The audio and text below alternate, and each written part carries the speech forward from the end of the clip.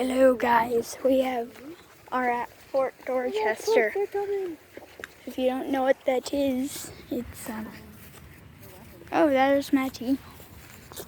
And it's a place where the Revolutionary War was, and where they fought. Yeah, it's a park.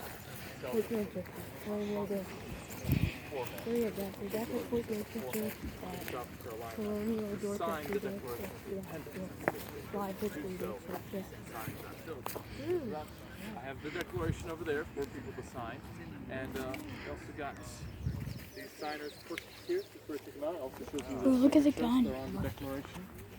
I got some pens too. If you guys will, can you go ahead and check those out? Yeah, I get to sign the Declaration of Independence.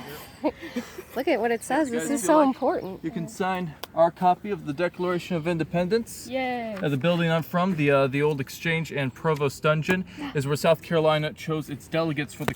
Yeah, feel free to check them out. Thomas Lynch. We know him. Yep, and I've George been to his house. In his house. Yeah, Thomas. And his house. Jr. Look is at pretty recognizable. Yeah, Arthur Middleton Plantation. Oh, yeah. Thomas Lynch Jr. is personally one of my favorites just because of how much of an oddball he is. Yeah. Because he originally wasn't chosen to be the delegate. It was his father, Thomas Lynch Sr. But during the Second Continental Congress, Thomas Lynch Sr. got gravely ill. And his son, Thomas Lynch Jr., stepped in, took his father's place, and signed the Declaration for his father.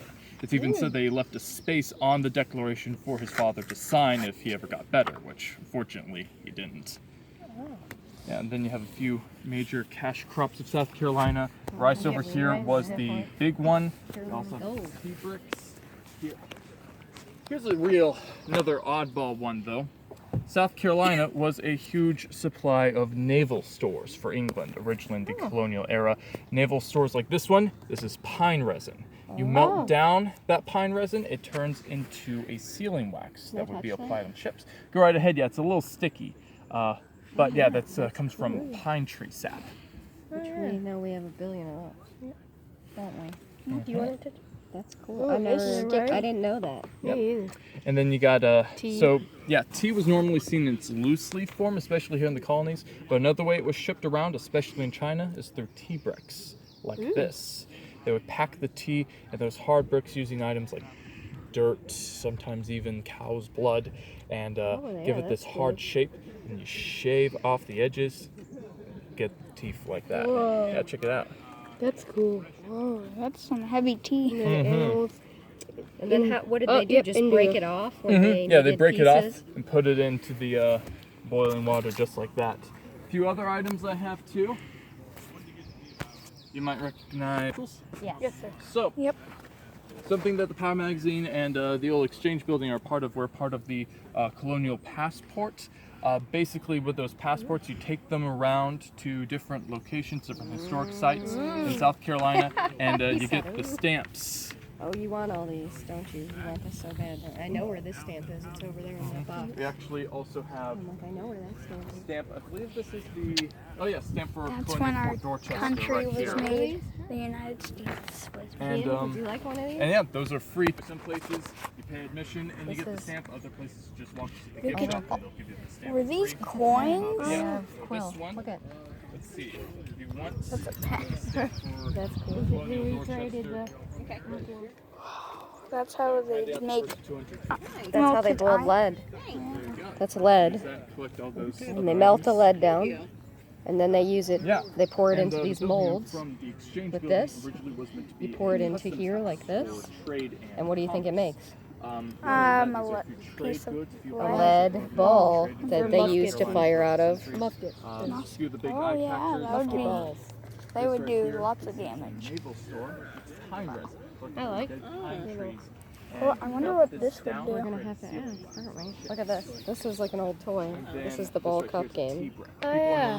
I used to do that. Like, you have to Especially here in the try to American catch it, like- colonies. But in other places like China, they would trade tea by packing it into this brick form first. Use things like dirt. It is kind of hard with that. hard. Oh, Chip off the tea. Yeah, chip it off the Oh. we will have to go Can you put to another place. You guys want to see the cannon fire? They're about to shoot the gun. Again, a younger Chris Gadsden. And all the members are basically members of the gentry of Charleston who pay for their own uniforms to be made. They have to join the militia by law, but they don't necessarily want to do march with the infantry and the militia of sort of what we'll call commoners. So they distinguish themselves by having a unique faction of the militia that's only for artillery, and you have to have your own uniforms made, and you have to be invited to be in it. You can see they're making it kind of exclusive by intention. Then during the Revolution, years later, the battalion will grow to having 3 full regiment wheel carriages that wheel up to the woods and through paths, or put it on a garrison truck like this that they would use here at the fort. So very, very versatile. They'd also put musket shot in it so it could spray it out and fire. So what we're going to do for y'all is fire one, and then we're going to quickly reset, and we're going to move over to the other one and fire that one for you too. So, and then of course we'll make ourselves available for questions, and you can come take a closer look at the gun once we've kind of secured everything. So, any questions before we go through our sequence? What was the range? Good question. The range for these guns is pretty close. The maximum range would be close to about half a mile.